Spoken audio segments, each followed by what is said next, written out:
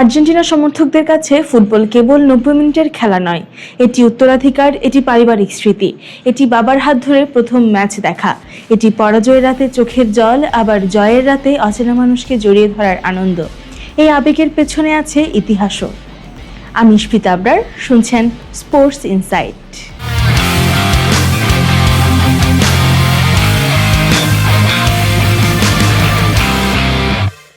1986 সালে ডিয়েগো ম্যারাডোনার হাত ধরে বিশ্বজয়, তারপর দীর্ঘ 36 বছরের অপেক্ষা।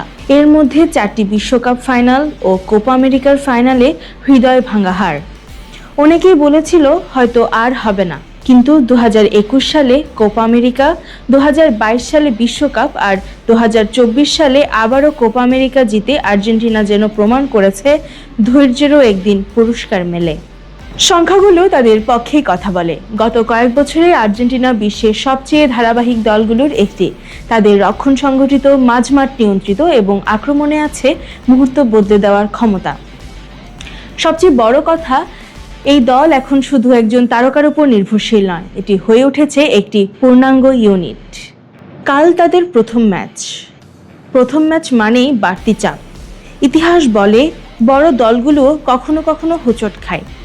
2022 বিশ্বকাপে সৌদি আরবের বিপক্ষে আর্জেন্টিনার হার এখনো অনেকের মনে আছে।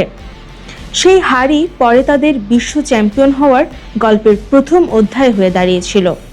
তাই কাল কি হতে পারে? কাগজে কলমে আর্জেন্টিনাই এগিয়ে। বলের দখল, আক্রমণের সংখ্যা এবং অভিজ্ঞতায় তারাই ফেভারিট। যদি প্রথমেই ছন্দ খুঁজে পাই, তবে 2 বা 3 গোলের জয় অবাক করার মতো কিছু হবে না। তবে প্রতিপক্ষ যদি রক্ষণাত্মক কৌশলে ধৈর্য ধরে খেলতে পারে, তাহলে ম্যাচ দীর্ঘ সময় সমতায়ও আটকে থাকতে পারে। তবুও ভবিষ্যৎবাণীর বাইরে থেকে যায় ফুটবলের সবচেয়ে সুন্দর সত্যটি, এই খেলায় নিশ্চিত বলে কিছু নেই। আর সেই কারণেই কাল বল গড়ানোর সঙ্গে সঙ্গে কোটি কোটি আর্জেন্টাইন সমর্থক আবারও একই বিশ্বাসে বুক বাঁধবে।